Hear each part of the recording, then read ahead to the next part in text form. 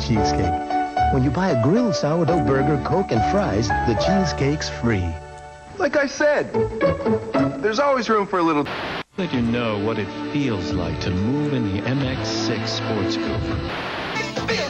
Tiny players, tiny tapes, pocket rockers, tapes and accessories sold separately, batteries not included. For lots of things, and neat stuff to keep your parents from bugging you on long trips. Besides, you know what makes them look cool. Right. This is not your father's Oldsmobile. Ready, dude? No. The Count of Monte Cristo. When was the last time you felt the passion? What are you doing? We don't have a leg to stand on. I just can't see my way out of this one. When was the last time you visited...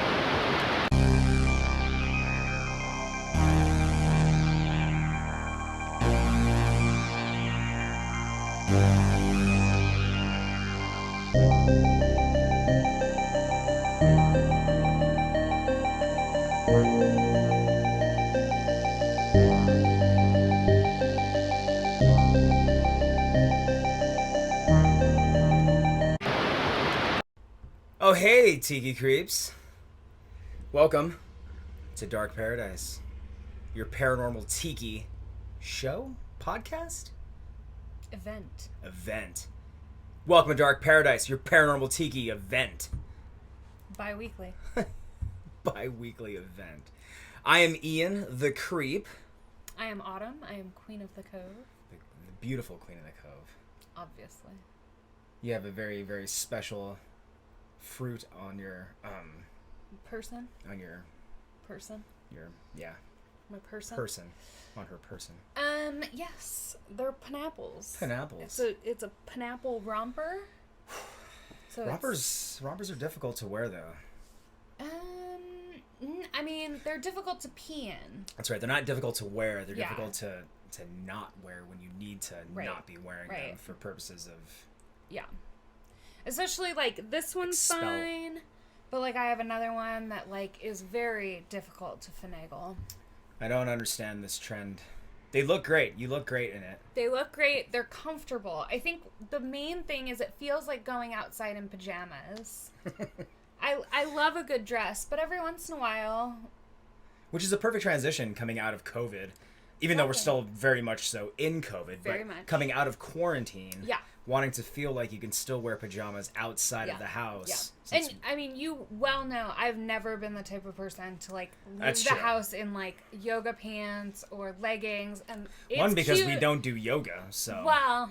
I know a lot of people who don't do yoga that do, and there's nothing wrong with that. It's just I'm uncomfortable in them. Yeah. So it's nice to have a transitional piece of clothing from quarantine to grocery shopping that isn't pajamas. Yeah, it's like a nice compromise. You get to dress down in terms of comfort level. Yeah, but still dress up and look fantastic in a romper. A romper. Wasn't there a situation where guys were wearing rompers? Is that still a thing? I don't think that's a thing. It was, though, for a moment there, right? It was a thing for a hot second. Whatever you're comfortable in, just wear it. I don't care. That's true. I was going to say something like, guys, don't do the romper thing, but you know what? It's 2021. We've been through 2 years of roughness. Wear whatever you want as long as it's not offensive. That's true. Please don't show your dick unsolicited to people. Please wear clothing outside. But other than that, it can be whatever you want. I don't care. If you want to have issues going to the bathroom because you have to completely undress, wear whatever the hell you want. It is an interesting feeling in the bathroom to be, like, topless, just, like, sitting there. Just letting the babies breathe. Yeah. Just airing them out. Yeah, it's interesting. I'm not quite used to that yet. I actually get it, because I used to, for a good long while, well into an age when I probably should have stopped, because I thought it was hilarious, you could ask my brother this. I used to pull my pants all the way down to my ankles in public and urinate in urinals. So not in public, in bathroom, in public. No. Yeah, in public bathrooms though. Okay, but people would have to then stand next to me. So you go to like sporting events. We'd be at like the San Diego Sports Arena or Staples Center or wherever we're watching hockey games, and I would just drop trowel all the way to the ankles and relieve myself. For them, for the others, I did it for them. For them. How very thoughtful of you. So I'm starting to really understand the romper thing. So never mind, guys. Fucking rock it out. Wear a romper if you're comfortable wearing a romper. So, welcome to Dark Paradise. How you doing? You doing good?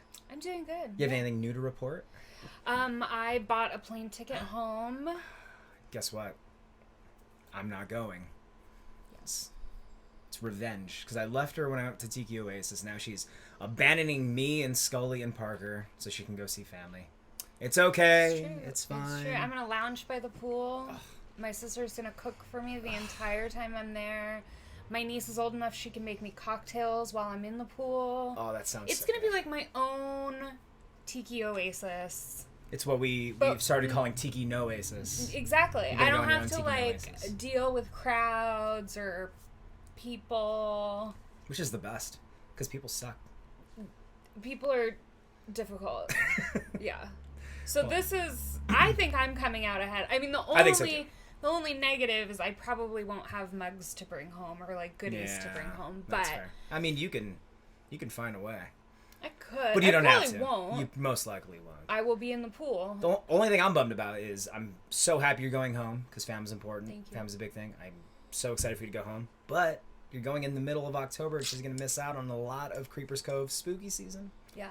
True, our spooky season goes year long, but that's really when we shine. Yeah, that's it. It's been a while. That's true. I need to go home. That's fine. But don't worry. Even in the Queen's absence, the Cove's going to be creepy as shit. And some of you are going to be lucky enough to hang out with us here, so it's going to be great. But speaking of creepy, what do you say we let them know where we're going? Oh, okay. We haven't told them that. We have not. So last week we went to New Zealand. We did. It was quite fun. It's quite fun. We learned about the Maori people. We learned a lot. Yeah, we learned a lot. Hopefully you guys also did some research and you guys got to learn more about the Maori culture. It was fantastic. And the creepy-ass children that they have. And Tiki kids are very creepy in New Zealand. Mm-hmm, yes, this is what we've learned. But this episode, we already went to New Zealand. We're not going back. No, not right now. Not right now. Maybe sometime in the future. Yeah. Because they have plenty of creepy stuff we can touch on. Yeah. But for this episode, we are going to Guam. Guam. Do you know anything about Guam? I know very little about Guam. Do you know where Guam even is on a map? If I showed you a map, could you point out where it is? No. I'm gonna superimpose a map right here. Uh-huh. Ready? Boom. It's right. Point to Guam on the map. Right here. I hope that's exactly where it is in post production. Oh my god, I would just pretty awesome. Lose my shit. I actually know before we started doing research for this, knew and still know shockingly little about Guam. Yeah, I mean, I know very little about Guam as well, and I was actually really big into history, especially World War II history, and Guam had a lot of very, very brutal wars and battles going on that island, the whole Mariana Islands in that area. So, if I remember clearly, Guam is just east of the Philippine archipelago. So, Philippine Islands, same kind of area. So, you're going to see a lot of crossover with some of the folklore and some of the paranormal stuff and the types of spirits that are present in Guam.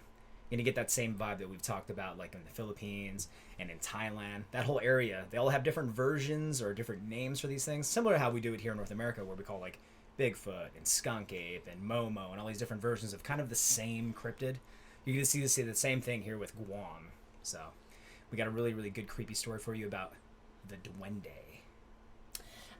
Can I tell you one fact that I learned about Guam whilst researching? Sure. Guam has bananas and coconuts year-round. Oh, that's fantastic. That's tiki as fuck. I know. Mac, Captain Sieber, if we asked them if Guam was tiki, they would know that fact. They would say yes. Guam is tiki as fuck. Mm-hmm, mm-hmm. And if you guys also have any questions about what is or what isn't tiki, be sure you tune in on every Wednesday of every week to the podcast Yo, Is This Podcast Tiki? With Olmac Tiki and Captain Jeff Sieber. I believe it's 3 p.m. Pacific Standard Time. Yes. I thought you were spelling his name. That's I believe not... it's 3... I was like, 3 what? Olmac Tiki. That is 3 P's, G, and an R, and two R's. I was highly confused. T-I-K-I. Mm. Yeah. So make sure you tune into that podcast. It's awesome. Those guys are great. But you're here for Dark Paradise right now, friends. So how about we get into some spookies? How about we get a little creepy? Stay tiki, but get a little creepy as well. What do you think? It sounds good to me. Yeah? Yeah. What should we do first? I think before we talk about spirits, though, we should have some spirits. Oof. That's a great idea. And, you know, we heard a lot of good stuff about our bartender from last episode. Old Tex, Leatherface. How you doing over there, buddy? Thank you. Luckily, he waited for his cue this time, and he didn't just start blasting the blender and started mixing up his drinks. So he waited. He's learning. It's all a learning process, guys. Thank you for your patience for our dear, dear friend, Leatherface. So, what are you going to be making for us today, I wonder? Do you know what he's making? I feel like I should know what he's making. Yeah. All right, so old Tex over there is going to be making actually the most popular cocktail in all of Guam. Is that right? Yeah. Any guesses of what that could possibly be? No. Cool, because we know nothing about Guam. Banana and coconut. Yeah, actually, no banana, no coconut in this cocktail. Actually, you can see at what he's preparing right now. We've got, of course, the Tanduay Rum. Yes. You know, because this is our Tanduay sponsored cocktail. It is going to be called the Duende Breaker. Now, we gave it that name because the name that it actually has in Guam is very, very boring. It is a basil and calamansi lemonade. Yeah, that's pretty boring. Yeah. Now, I couldn't find any calamansi here in Kansas City.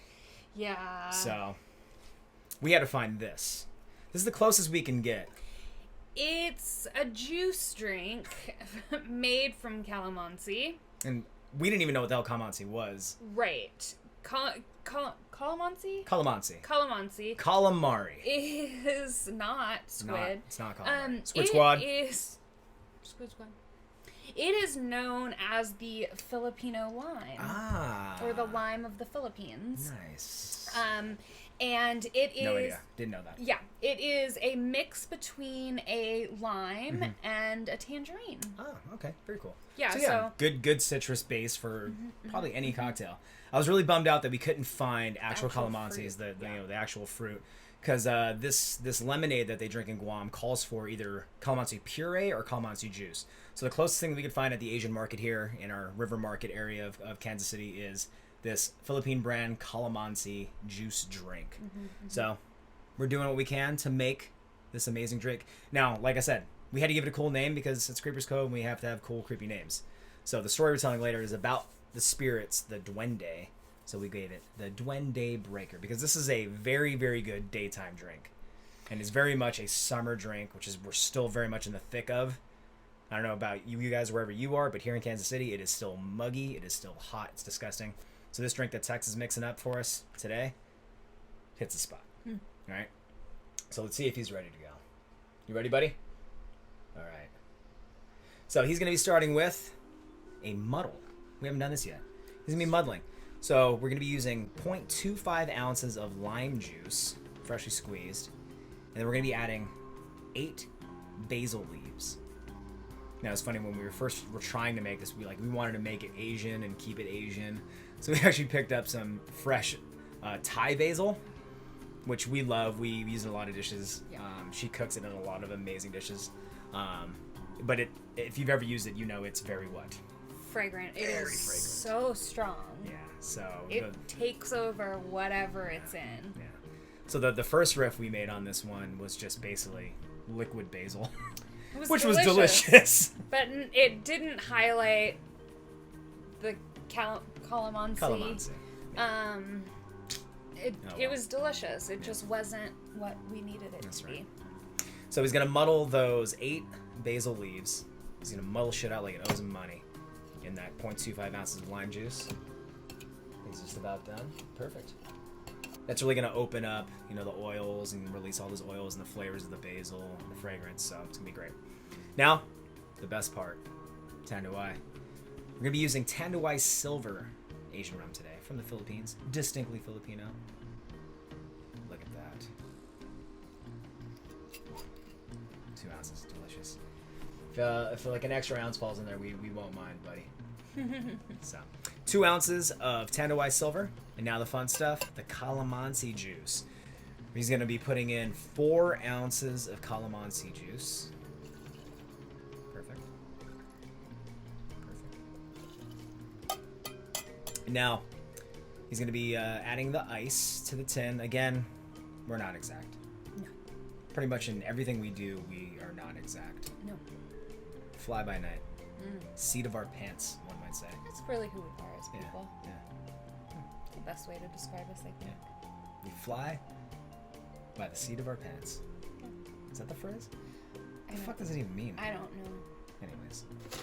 Alright, so add about half a tin's worth of pebble ice. If you got it. If you got it. If not, use normal ice. Yeah. You could also crack it a little bit. Care. Yeah. But if you're lucky enough to have a Sonic, America's drive-through. Not sponsored. Not sponsored. No free ads.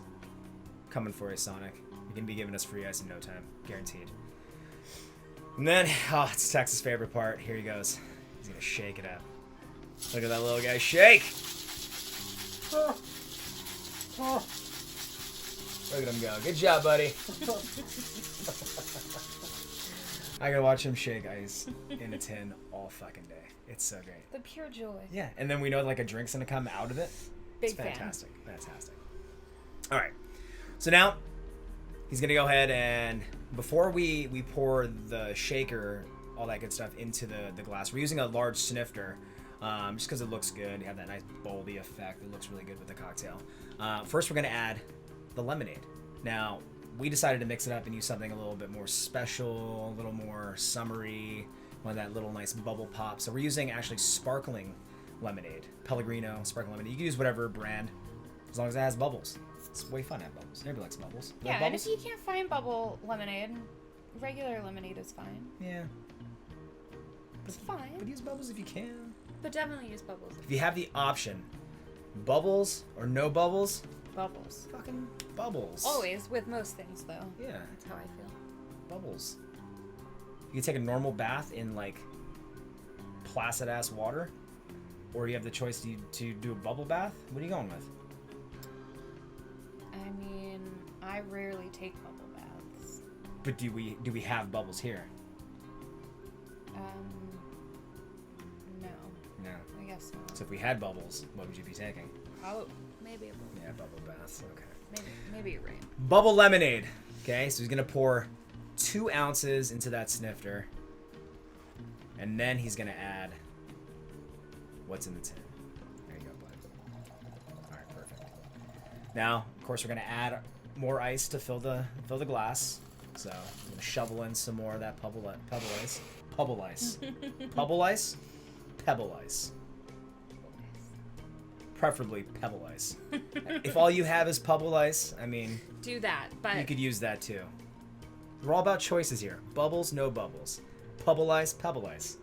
It's your call. Romper, no romper.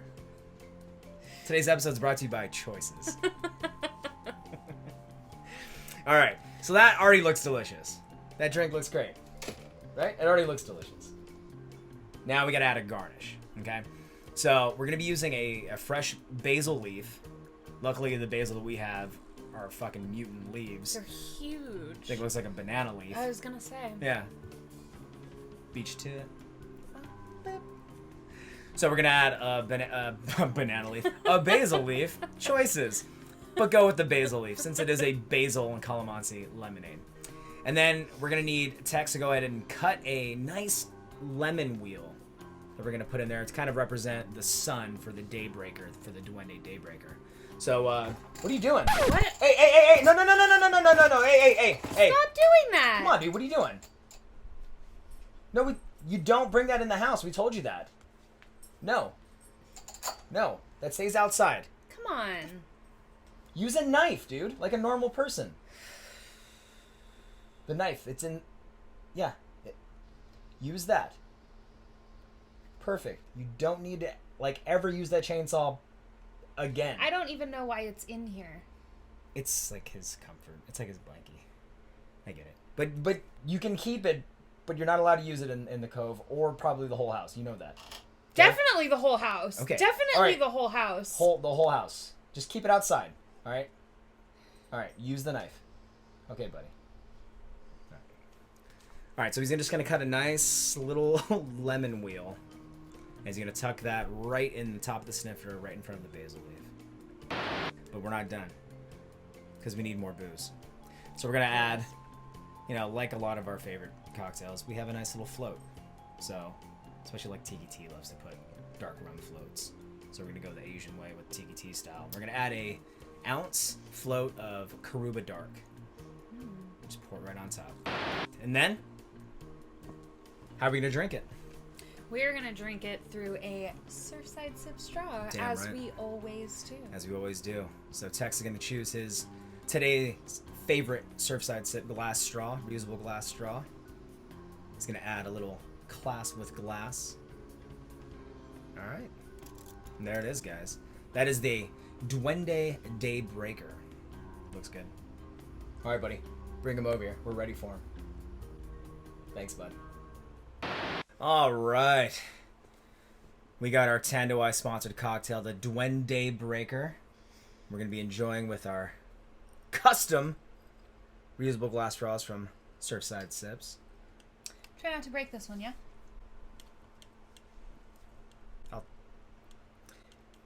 There's nothing I can even say to that.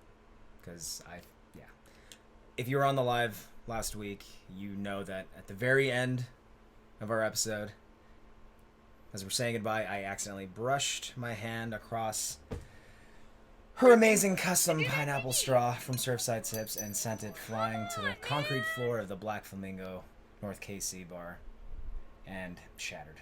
And I've done nothing since but apologize. I mean, you broke my favorite thing, so... I know. And thank God for Andrew, that kind soul, that beacon of hope, probably saved our marriage. Definitely. But he made her a brand new straw. Yes. A new and improved. It is improved. Straw. So last time it had the pineapple, but now it has queen. How dope is that? Mine says creep. I don't have a pineapple. Because I don't deserve one. It's true. You break straws and hearts. I'm so sorry. But anyways, we have new straws, so thanks. Thank you, Andrew. To Surfside Sips. Thank you, Andrew.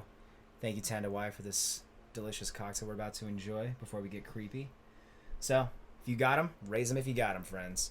It's a guy, mabuhay, it's a friendship, it's a family.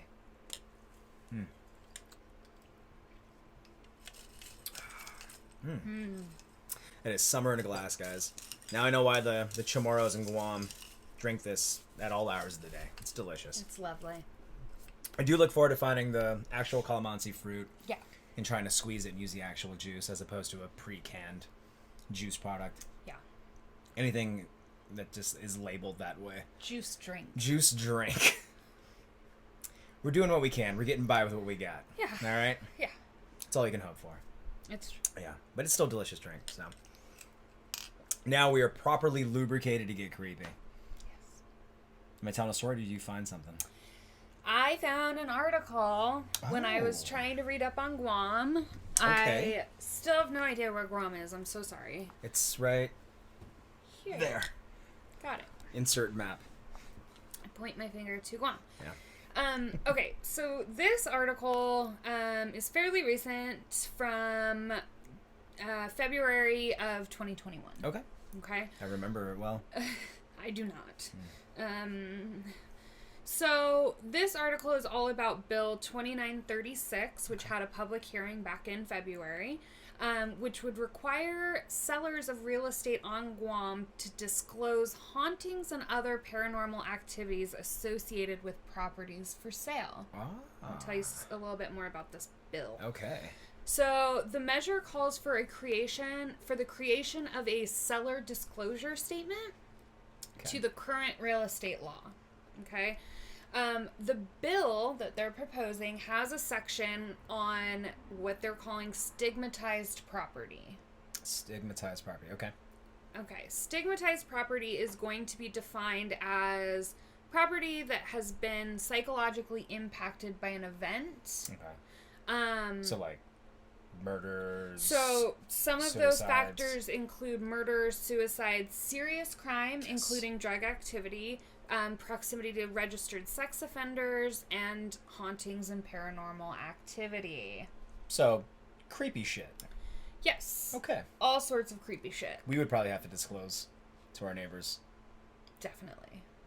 Maybe we should go around to our neighbors and just be like, hey, how's it going? My name's Ian. This is my wife, Autumn. We are super creepy. Well, it's not a paranormal registry. I know. But I feel like we should do that. Oh, okay. Just for shits and giggles. I think it'd be hilarious. Okay. Just walk down the Paseo here in Kansas City and just introduce ourselves, and we just want you to know there are some creepy people living in your neighborhood. We're not on any registry. We're not like that. But we're just creepy. Maybe we'll discuss this off camera. That approach is bothersome. Okay. I'm just all about full disclosure. Yeah. There's too much disclosure sometimes. Okay. We'll table that. Okay. So back to this legislation this bill that's being proposed. So on the pro side is that the community in Guam tend to have put a lot more faith into paranormal activity, and it's more centered around their lives. Yeah. And then some of the cons are, how do you prove this, right? How can you effectively diminish a seller's kind of profit margin for something you can't prove? So obviously murder, suicide, drug activity, all of those have a paper trail. You can figure that out. So that kind of makes sense. But the naysayers of this bill are saying because you can't prove paranormal activity. However, so it's really interesting. I'm really, really interested to see where it goes because I've never heard of this before. But currently it's kind of at a standstill. So I don't know if that's because they were going to go back and kind of rework this stigmatized property section. Mm-hmm. I know that a lot of people had issues with it. Or if it's in planning and budgeting and, all of the hoops that bills have to go through to become a law. We all know from not Fraggle Rock. Down at Fraggle Rock. They didn't talk about it. Schoolhouse Rock. Schoolhouse Rock. We all know all the hoops. Whatever. School of Rock? Schoolhouse Rock. Schoolhouse Rock. The bill. The bill on Capitol Hill. Bill Nye. The science guy. Anyway. So I don't know where it's Guy at. Fieri. Diners, drive-ins, and dives. So I don't know where it's at. I'm excited to learn. I think it's very interesting. If it passes, it'll be monumental. It kind of will. I don't know of any other. It's fantastic. I've done some research, and I think it's the first of its kind. I've never heard of it. Putting in writing. Yeah, So really passing it as legislation. Yeah, it may be something that people already do in other places. I don't know if you have that information. Please tell us because it's super interesting. Yeah. But it's the first time I've ever heard of a actual bill. Yeah, we'll do some more research this week, and when we go live again on this upcoming Thursday, because I don't know if you guys heard, we did do a little story poll where we asked if you guys would want us to go live every Thursday as opposed to every other Thursday like we have been, and it was unanimous. You guys 100% want Dark Paradise Horror Happy Hour to go every Thursday, so we will be going every Thursday, and this could be something we could talk about. We'll continue to do some research, see if there's any updated information on this bill, if it's passed, or there's any progress being made on it, if it's been squashed. We'll talk about that on Thursday. But I think the cool thing to take from this, though, is spooky shit's out there. People believe it enough. It's affecting people's lives enough that they're even thinking about bringing to the table a bill 2936. 2936, bringing it to Guam's government to possibly pass this. Yeah. That's awesome. Yeah.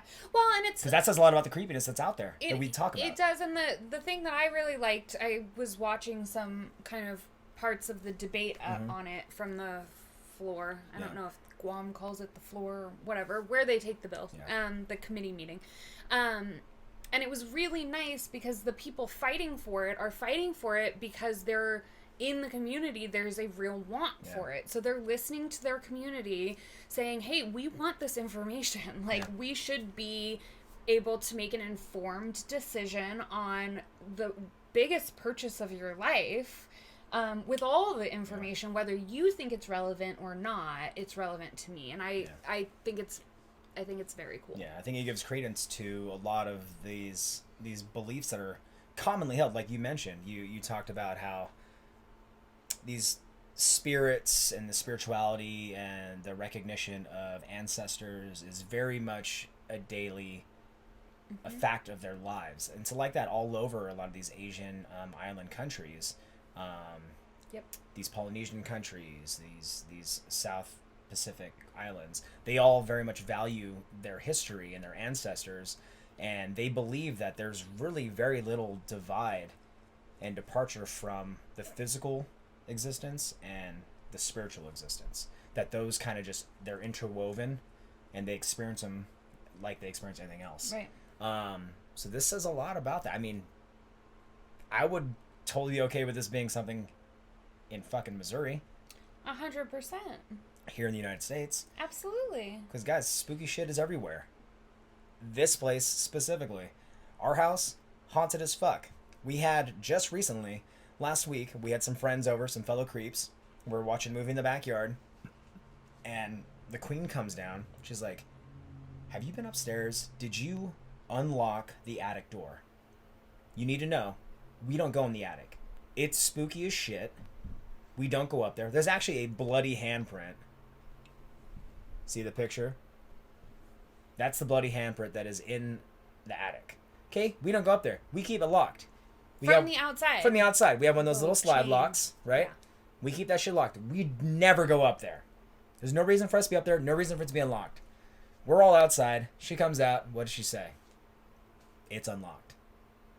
We go up immediately, just covered in goosebumps. Fucking latch is undone. So there's a number of experiences like that, but that one was bold. It was recent. That takes a lot of effort. Ghost or no ghost, you have to physically move this thing and slide it. Fucked up. So I would be okay with a Bill 2936 here in Missouri. 100%. Well, and you think about it too.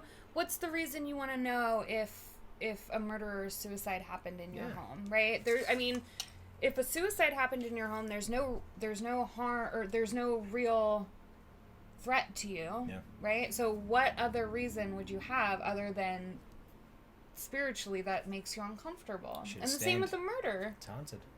Haunted. It's creepy. Yeah. You got bloody walls. You got ectoplasm all over the place. Gross. Missing shit. Moving stuff around at night. Yeah. So. Yeah. Bill 2936. Hope it passes. Me too. So stay tuned. We'll be giving you guys some more updates on that as they come. Yeah. So, that really gives credence to what we're going to go into. Yeah. Into our spooky tale for this episode of Dark Paradise. Yeah. It's real. It's got to be real. There's a whole bill going on about it. It's got to be real. Yeah. You ready? I'm on the edge of my seat. Let's do this. You're not even on the edge of your seat. Well, I'm comfortable back here, but, you know, expression-wise. I'm on the back of my seat in anticipation. Yeah, you know. I am comfortably anxious. anxious. I am anxious, but also a fan of comfort. Romper. Okay, tell me. All right. It's time to get creepy, guys. You ready, creeps? You ready, queen? I am. Okay. So, in order to fully appreciate this story that we're going to go into, we'll give it a little brief history, a little rundown on Guam's culture and their relationship to the paranormal. Yes, we already know that they're tiki. Coconuts and pineapples all over the place. Year-round. Right? Year-round, right? But they are also very, very, very spiritual. Now, on the island of Guam, which is the southernmost island of the Marianas Island chain, one of the widely held beliefs is in the spiritual and supernatural being known as the Tau Mona. Now, in spite of over 250 years of Catholic influence, survivals of the ancestor cult still linger in Guam today. Now, even aside from American influence, since, you know, we've taken on Guam as property, and, you know, the younger generations looking at, you know, the past and the folklore of their ancestors as, you know, boomer type territory, these beliefs in the Tau Mona still have a very, very strong hold on everyday life in Guam. To them, Guam is a spiritual place where the Chamorros, which is the native people of Guam, they believe in a vigorous spiritual presence melded with the Catholic dogma taught by the early Spanish missionaries. But whatever their religious beliefs, many Chamorros still recognize the ancient superstitions of what they call hatig, or haleta, their roots, right? They've gone on to say, like, it's not that what we believe the stories are true. It's that these spirits are living in the trees or living on our land. It's more like it's a part of our culture, and it's just the way that we do things, and we've always done it this way. And they hold on to that. And their big thing is, like, you never know. That's kind of what we always say here. You never know. And with a bill like 2936 coming, you never know. And something like that they're giving that much seriousness to it, we have to assume the Chamorros are experiencing something in Guam. So we chose a story today about one of these Tautaumona spirits. Very, very similar to the way the Jinn is viewed as, like, it could be any number of type of spirit. They can be shape-shifting spirits, they can be white lady spirits. They basically take on any form. The Tautaumonas are the first people of Guam, and it's their ancestors that still exist on the island, can take on different forms and still kind of be part of this umbrella category, the Tautaumona. But today we're going to be talking about a very, very special one. A little one. Little tiny guy. Known as a duende. So today's story for Dark Paradise: it's been a hard Duendes night.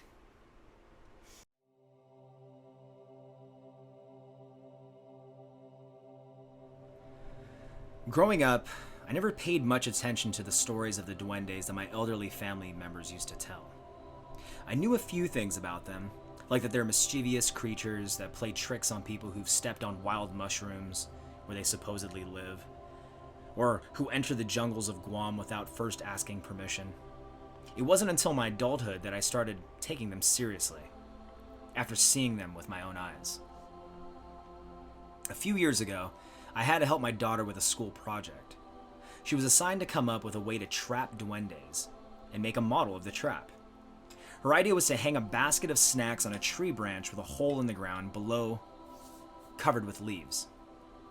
As they attempted to grab the fruit, the duendes attempted to grab the fruit, they would fall into the hole and get trapped. Pretty sound, right?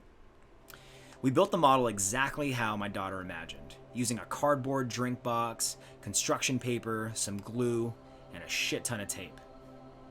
All that was left was to gather leaves to disguise the hole in the ground. By the time we finished, it was after 6 p.m.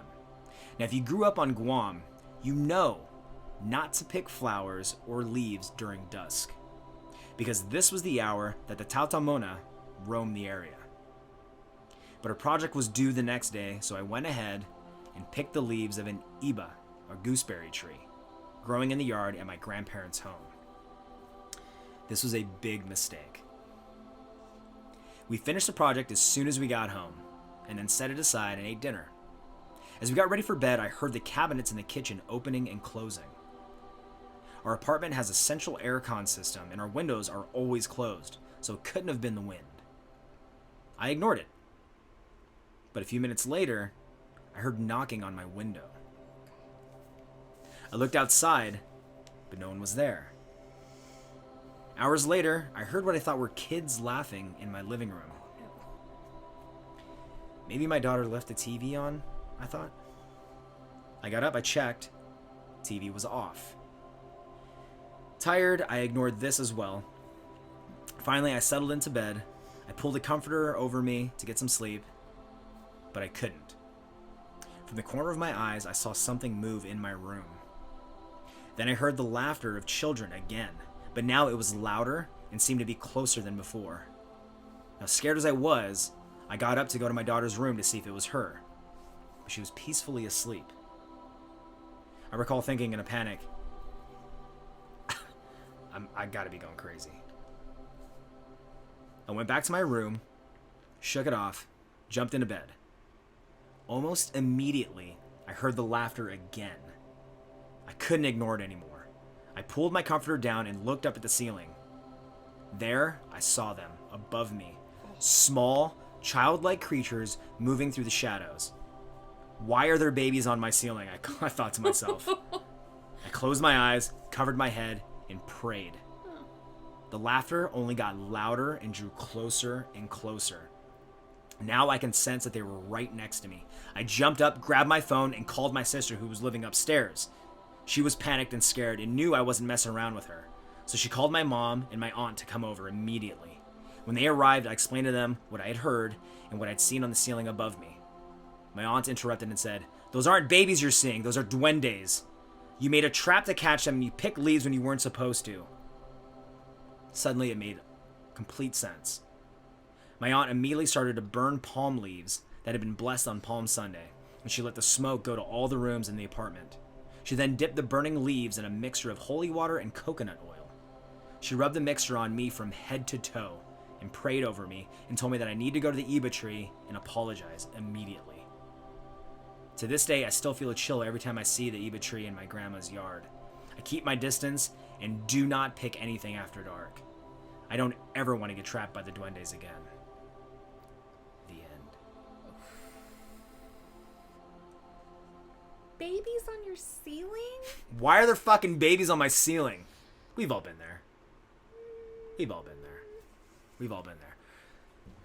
So, thoughts? I mean... Clearly it's true.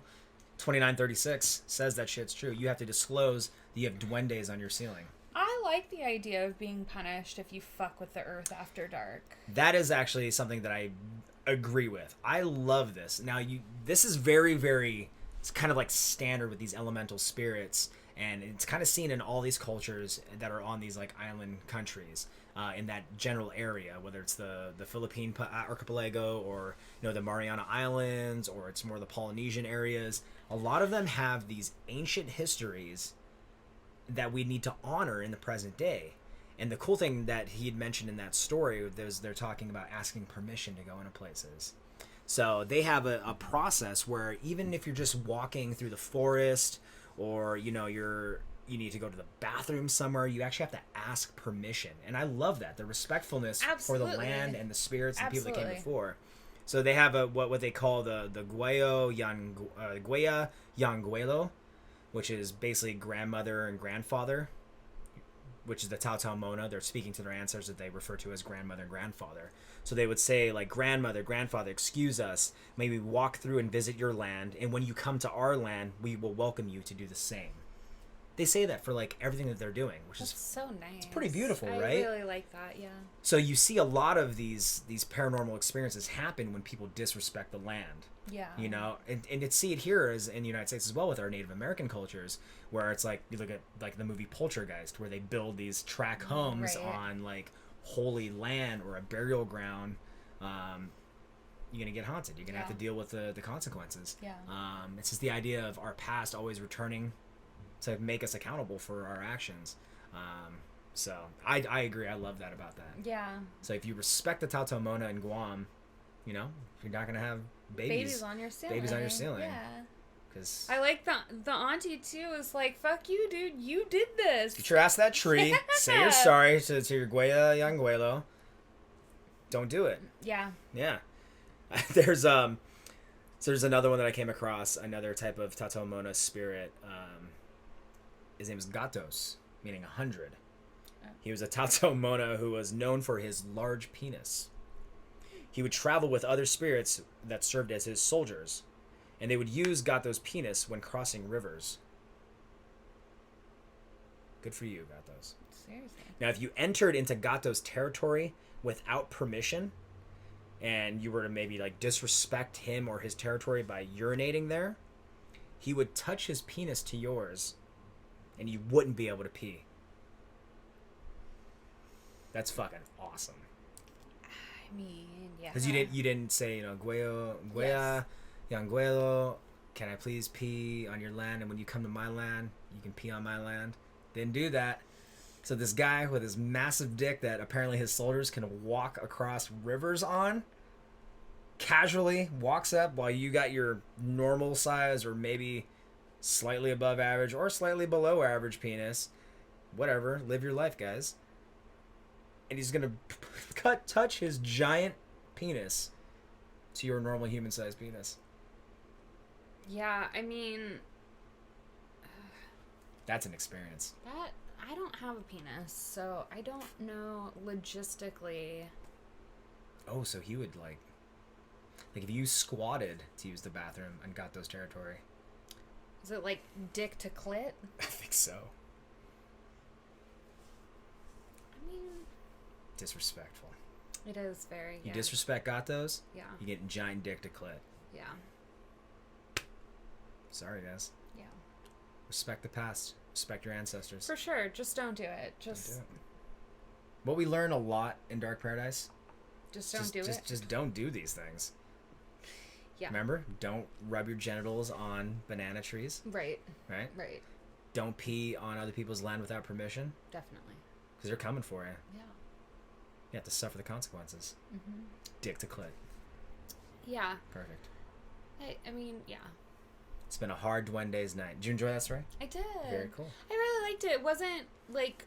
It was creepy, but it wasn't scary. Yeah. It was like, if you respect what you're supposed to respect, this won't happen to you. Like, it's creepy that it does happen, but it's like, also that guy shouldn't have been... It's true.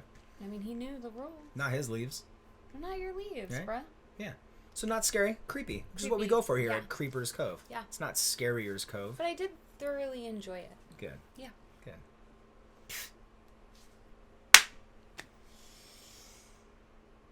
Guam. All right, Tiki Creeps. We got the story out of the way. We're drinking a delicious Duende Breaker cocktail from Tanduay. Now, it's time to get... Fucked. Ooh. Jesus. All right. No. It's time to play a game. Oh, well, you said time to get. Time to get into a game.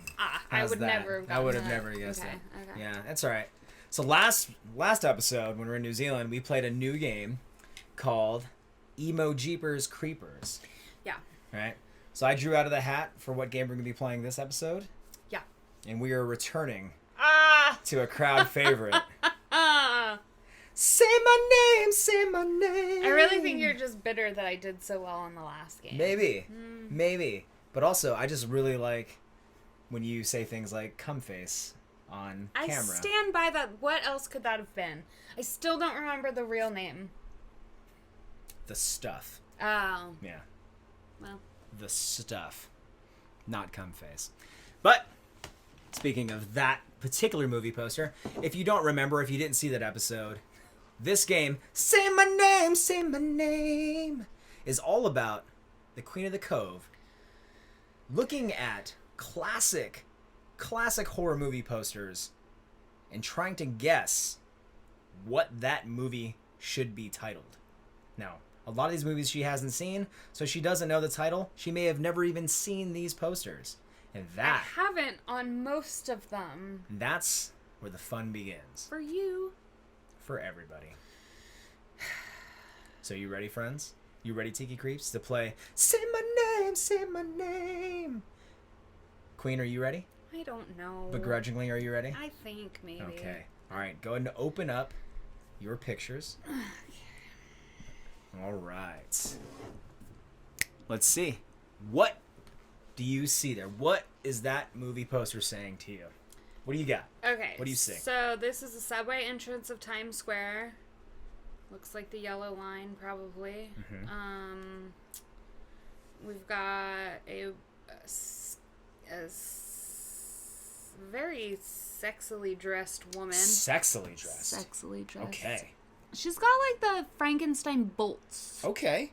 So you see a sexily clad, dressed woman who has Frankenstein bolts in Times Square. Okay. First thoughts. What are you thinking? So my first thought is this is old Times Square, right? Yeah. So she's probably there with like the dirty movies and the drugs and the back when Times Square was still fun. Sure. Yeah. Probably not for everybody. Yeah. Okay. True. And she's dressed very provocatively. Provocatively, yeah. Okay. Provocatively. Yeah. Okay. So, any thoughts? What are you guessing? I'm gonna say this, but immediately after, I'm gonna add a caveat to it. Okay. I think this is a Whore Haunts Times Square. And Like the name of the movie is Whore Haunts Times Square? Yeah, but... It's a little... Mouthy? A little mouthy. It's not good? A little mouthy. Well, I'm giving you hints here. Oh. She's dressed provocatively. Okay, so that title might be a little mouthy. I don't know what you're doing. I don't know either. Okay, so it's not a Whore Haunts Times Square. What do you got? Frankenstein's Mistress. Frankenstein's Mistress. That is not bad, actually. She's got the bolts, but she's like not as classy as Frankenstein's Bride. That's true. So I think it's Frankenstein's Mistress. Frankenstein's Mistress. Whore Haunts Times Square, which, by the way, I would not say whore normally. They are sex workers. Sex work is work. Well, if you don't like the word whore, you're not going to like the actual name of this. Is it Whore Haunts? Slide it over. Oh. Frankenhooker. Frankenhooker. Good turn phrase, though. That would be Franken sex worker. Yeah. Nowadays, if it came out today. Yeah. Frankenhooker. Yes, it's the story of a New Jersey mad doctor who rebuilds his girlfriend, played by penthouse playmate. Well, can't say playmate because they're Playboy playmates. Penthouse pets? No, don't say that. Penthouse model Patty Mullen. He rebuilds her with body parts from exploded hookers. Frankenhooker, 1990. I hate this so much. 0 for 1. I see Bill Murray has a blurb here. Yes, would you like to read Bill Murray's amazing blurb on this movie poster? Okay. If you only see one movie this year, it should be Frankenhooker. Bill Murray. It's got the Bill Murray stamp of approval. It gets mine as well. This is a fun-ass movie. A terrifying tale of sluts and bolts. There are so many problems here. But okay. 1990 was a different time. Sure. I mean, there were whores haunting Times Square back then. Yeah, I think Frankenstein's Mistress is better. That's a good name. I think it's better. It's a good name. It's still wrong. Well. It's still 0 for 1. Well, okay. But pretty good. I like it. Okay. I like it. I think you're off to a good start. Okay. All right. Let's slide. Let's see what the next one is. Gross. What do you see here? Okay, so there's some fucked up teeth. And there's some white stuff coming out of his mouth. He's got a cleft lip. Cleft palate? Cleft palate, thank you. Yep. He's got sharp teeth. Mm-hmm. What's in his mouth? What's in? Well, it looks like semen, but I know that it's not. Maybe it is this time. Oh my god. One day it'll be semen and you'll all look like fools. Someone's gonna make that movie. Cum Face 2. This is gonna immediately make the sequel. Alright, what do you think? I think you've pretty much summed it up. There's not much to see here. I mean, there's a lot to see here, but not a lot to describe. So, I can't tell if this is a person's mouth or if this is an ape's mouth. Oh, interesting. Okay. It kind of looks like... That can change the complete profile of this movie. I know. That you have no idea what it is anyway, so it could be whatever you want. Don't apes' teeth kind of do that also? Like, do this? No, like the two and the two, like pointy. Oh, they have like canines, top and bottom? Yeah. No idea. What do you think? First thought? My first thought was milk. I don't know why. Imagine this was the cover. This is the movie poster for Harvey Milk's biopic, Milk. Gross. I gotta stick with milk because nothing else. Milk. I know it's not a good guess. I know okay. that going into it, but this, I don't know whether if it's a person or an ape. Okay. I don't know what's in his mouth. I don't know what's wrong with his teeth. Like, there's so many things here that I don't know like or the title of the movie. I don't know the Slide it. Let's see if it's Milk. It is not. The Funhouse. Get the fuck out of here. What are these movie posters? What is this? What does this have to do with the funhouse? I wasn't even close. Something is alive in the funhouse. This is the thing that is alive in the funhouse. There is no indication that a funhouse is involved in this movie, and I am highly upset. So if we've learned anything from looking at 80s, 70s, even some of the early 90s movie posters for horror movies, they're very misleading at times. They're all about shock and awe. Like, you look at the classic Chopping Mall movie poster where it has nothing to do with the movie. Zero. So, where is the fun in this game for me? In the title. It's right there. The Funhouse. Toby Hooper. Do you know what else Toby Hooper did? Crush from, My like, Dreams? Videodrome and Body Bags. No. He also is the man behind your most hated movie franchise. The Texas Chainsaw Massacre! Tex! Toby Hooper! Sorry, bro. Yeah! Yeah, Toby Hooper made the Funhouse. So he is responsible for this. Does this have cannibalism? Oh, we'll watch it. No, we won't. We're gonna see. All right. 1981 American slasher movie by Toby Hooper. Perfect. 0 for 2. How you feeling? Not good. First one wasn't bad. This one, pretty bad. But it's okay. It's all right. All right. It's all right. I got what I wanted of it. You said semen on camera, so that's cool. Yeah. An ape's mouth filled with semen. Is this why you picked this? I did choose this one specifically. I was like, what's a good movie poster that has something that might or might not look like semen? That definitely looks like semen. semen. Or milk. Or milk. Or milk. All right, slide it. Let's go to number 3. Let's see what we got. Okay. What do we got? What do you see here? This looks like Jack Nicholson being electrocuted. Is that the name of the movie? Jack Nicholson getting electrocuted. Jack Nicholson gets electrocuted. Is that the, no. Is that the tagline? Maybe the tagline. Okay.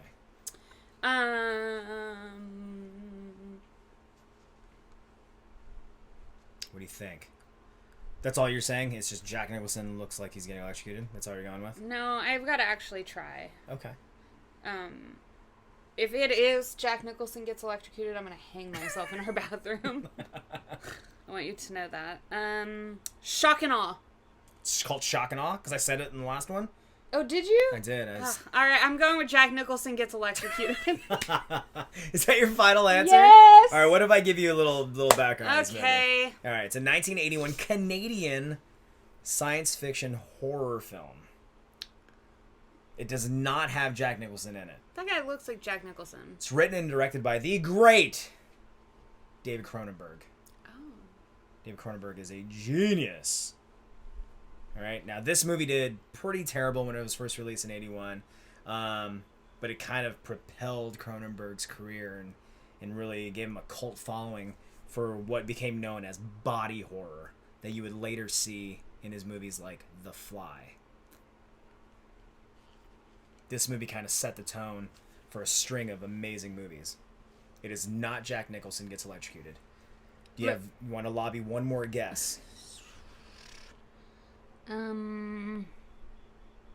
Body horror. Final answer? No.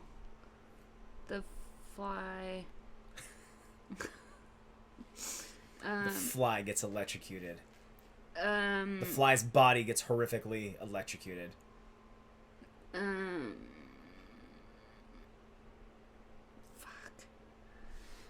What do you got? I got...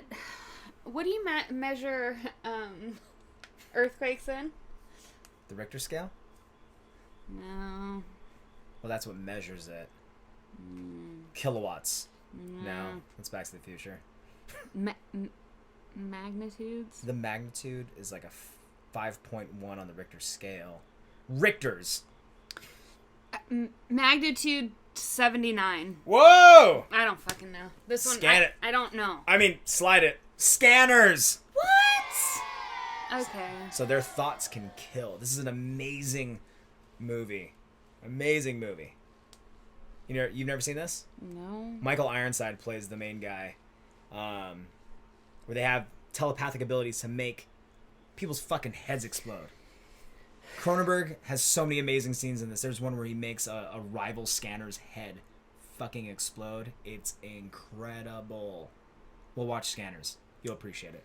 10 seconds, the pain begins. 15 seconds, you can't breathe. 20 seconds, you explode. Oh my god. Okay. Boom. All right. 0 for 3? I don't even know. 0 for 3. All right, slide it. Let's see what the next one is. This is something horrifying. You had to get closer. Oh, shit. Oh, man.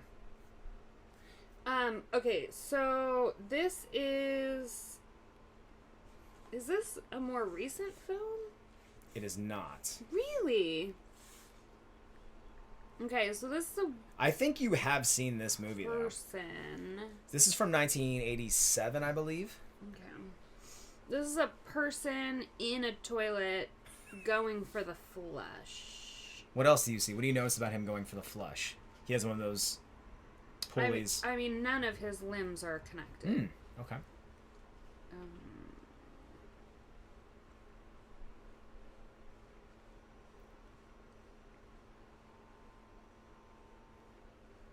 Anything else?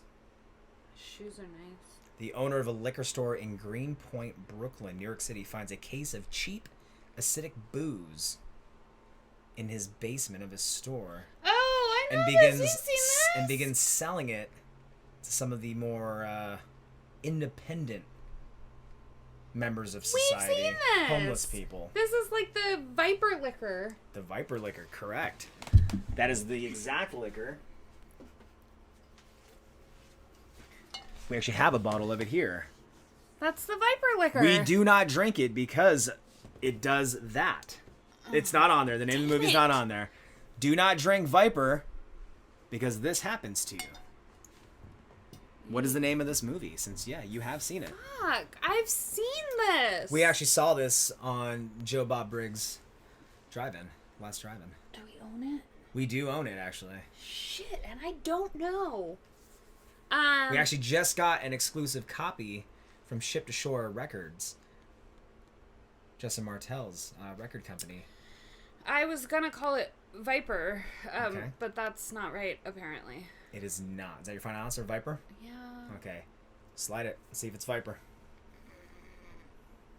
Street trash. Street trash. That one. Described as Eraserhead meets Night of the Living Dead on the set of Texas Chainsaw Massacre. I knew that one. Man, so the guy that directed this, wrote and directed, J. Michael Muro, he's actually famous for not this movie, which was like melt horror, body melt horror. He was actually very famous for his Steadicam work. He became very, very well off working for James Cameron in all of his movies. He was like the best Steadicam guy in fucking Hollywood. That's interesting. Yeah, but this is his masterpiece, Street Trash. So we are sitting at 0-4-4. Baby. You got one more chance. Slide it. Let's see. See if she can redeem herself and get 1 out of 5. Let's see it. What do you see? It was a person in a film of some sort. Like a movie? No, like a film of stuff. Okay. But it's I thought this was the background. You blurted out. Yeah. She's in a bubble. Bubbles. She's in Sparkling Lemonade. She's in a bubble. She's in... If I can get time in a bubble. She looks like she's in like a marble bowling ball or something. She's in a bowling ball. Okay. I'm gonna go the... Anything you can give me on this one? Sure. So this is a 1988 remake of an original film of the same name. Oh, is that what you were giving me? Do you want to know the storyline? Sure. Okay. So, a alien substance crash lands and begins to consume people, and basically by enveloping them in its... Cocoon! You think it's a cocoon? I don't know, I've never seen Cocoon. I'm going Cocoon. Cocoon's great. I'm going Cocoon. I don't really want to... I don't care about the rest. It's Cocoon. It is Cocoon. It is not Cocoon. Slide it. Let's see if it's Cocoon. The Blob. You know The Blob. I do. I was going to guess that, too. Yeah. Terror has no shape. Scream now while there's room to breathe. The Blob. 1988. 045. I think you're just still really mad about my win last week. What a fall. What a fall from grace. 5 for 5 last episode. 0 for 5 this episode. Baby. It's okay. You got to say semen on camera. That's a win. That's a win for everybody. Yeah. How you feel? Not great. I think you put forth a valiant effort. I mean, did I though? I think you did. Okay, thanks. Well, just rest assured, next episode of Dark Paradise, we won't be playing this game because we won't play the same game twice. Thank so God. You'll have either a new game or who knows, maybe you'll get Emo Jeepers Creepers again and sweep the board. Okay. Yeah? Yeah. Okay. Thank you for playing. That's it, friends. That is say my name, say my name. 0 for 5. Okay. So, now it's that time of Dark Paradise when we give you guys a movie recommendation. But we're going to mix things up now. Since we're planning on going live every week, kind of going to change the format for these pre-filmed episodes. Now, we're going to be introducing a new segment to give you guys a movie recommendation that we like to call What's Your Favorite Scary Movie from Blank?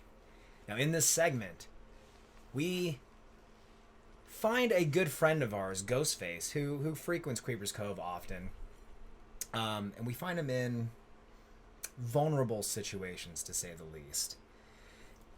And then we attack him quite violently. We really just pounce. And we force him to tell us his movie recommendation. We force him to tell us his favorite scary movie from blank. Now, this episode of Dark Paradise is Guam. So, we hope you enjoyed this segment with our friend Ghostface. What's your favorite scary movie from Guam? Alright guys, so Ghostface has been crashing Creepers Cove for the past couple days. The guy's trying to learn how to play acoustic guitar. It's fucking adorable. It's fucking precious. But we have an episode to make and we need a movie recommendation. So, we're going to Ghostface. We're gonna get his favorite scary movie from Guam. Ready to do this? Yeah. Okay, let's go.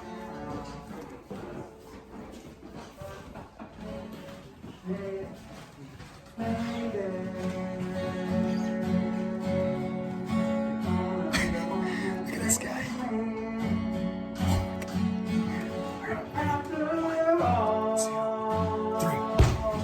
What the fudge, guys? What's your favorite scary movie from Guam? What's your favorite scary movie? What's your favorite movie from Guam?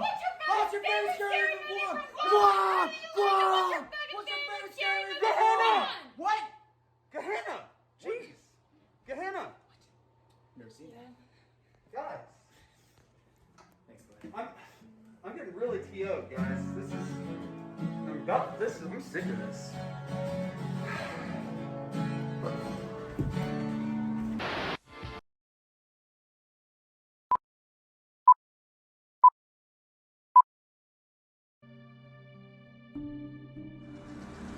This place has potential, but being so remote, it would complicate construction. Great location. Lots of red tape, though. I can get us through it. Seems odd that the locals are protesting the sale like they never go there. You think it is a cursed place? Hey, it's private property. Come on, out! Hey, We need to see what's down here. It's just an old machine gun nest. It's nothing. How deep do you think it goes down? could be 10 feet. Could be a mile. If it runs under the property, it could create a structural issue. I want to get all this on video. Thought you said this was just a machine gun nest. That's what I was told. How far does this go? Well, that's what we're trying to figure out. How many dead people are down here? This was a burial site for the ancient chiefs. His bride was kept above ground. Supposed to still be down here. And still alive. Hello?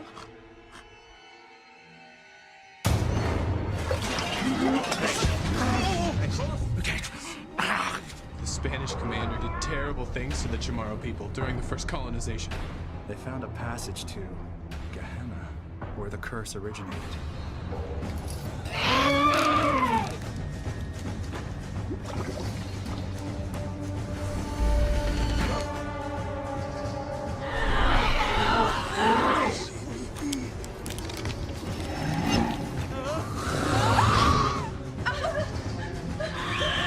Spanish man come to enslave our people, so shaman enslave him.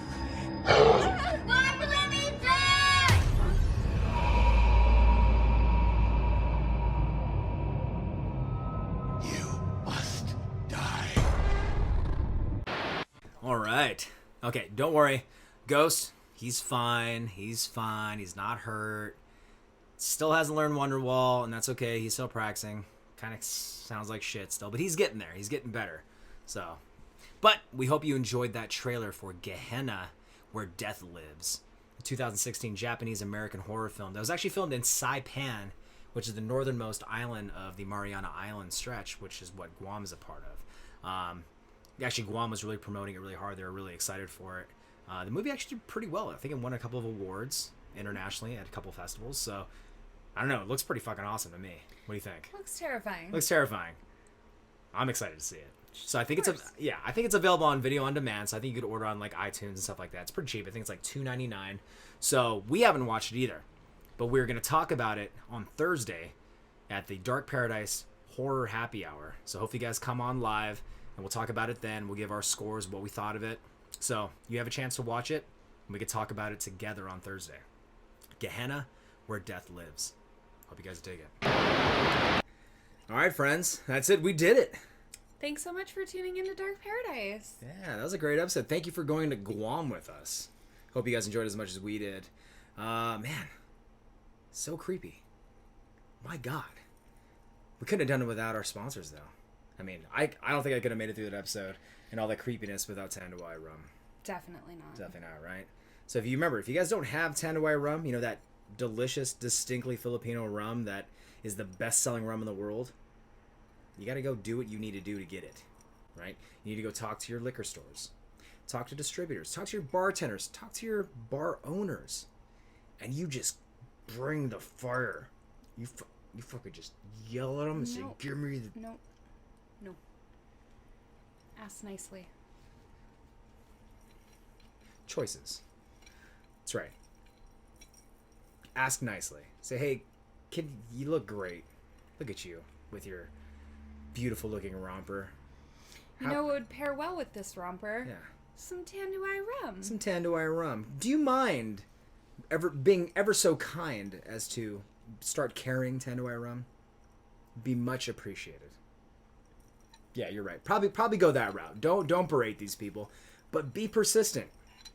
Go every single time to your bars or wherever, and if you see that they still don't have Tanduay Rum, kindly mention that they should, because it's delicious. So thank you, Tanduay. And the best way to enjoy Tanduay Rum is through a Surfside Sips straw. Especially if you get a customized one like the Queen of the Cove here. Yes. Right? Even if you have to do it twice. Because someone is an asshole and can't handle their liquor at the Black Flamingo. Their liquor. I blame Jordan and Morgan for getting me too liquored up. Well, choices. Yeah. But yes, go to surfsidesips.com. .com?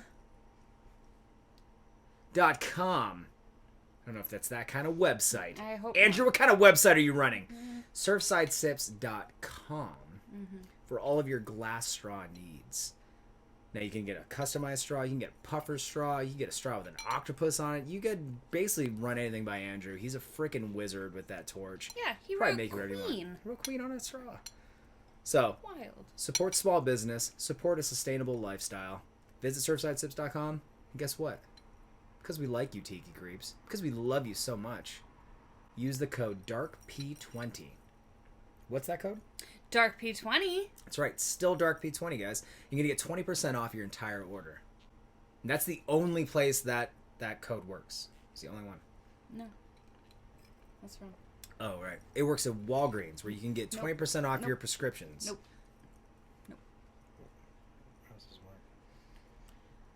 Luau Lads. That's right. Sonk. Just kidding, guys. Our other sponsor, Luau Lads, our amazing brothers from other mothers down in Florida who are doing amazing charitable work. They're doing pop-ups. They're just taking over the scene down there. They also make their own orgeat. What? With pecans? Pecans? You pecan order some right now. You pecan. If you go to luaulads.com, you get falernum that they make themselves. They make awesome shirts. They have a brand new shirt. It's so dope. All right, so hit those guys up. Use that code. What code? DarkP20. That's right. DarkP20. Get 20% off your entire order at Luau Lads and or SurfsideSips.com. But not Walgreens. Not Walgreens. You're not going to get 20% off your over-the-counter acid reflux medicine or whatever the hell you're getting from there. Right? But use DarkP20 at those amazing sponsors and support small business, guys. So that's it. Yeah. We survived another episode of Paranormal Passport travel to an awesome island, Guam. Spent some time with the Chamorro people and their amazingly creepy Tatao Mona folklore and history. Awesome. Hopefully that bill passes. Yeah. All right, we'll give you some more updates on that. And hopefully you guys check out Gehenna, Where Evil Lives, that amazing trailer we got to watch. And we could talk about it on Thursday when we go live, because we're going live every Thursday now, friends. Every Thursday. So we'll see you on this Thursday at 8 p.m. Central, right, for our Dark Paradise Horror Happy Hour. We'll discuss that movie, Gehenna. Hopefully you guys will have some time to watch and we can talk to you and give our scores and see what you guys thought of it as well. And maybe we'll give some updates on that bill, 2936. I'm just waiting. We also have a very special story from one of our dear, dear friends, Lawrence Lava Lava, who actually, he has family who lives in Guam. So he's got a very, very creepy tale that he's going to share with us on Thursday. So tune in to Dark Paradise on Thursday, live for a horror happy hour. And as always, guys, stay creepy. And do that tiki. That's right, friends. Until next time, mabuhay.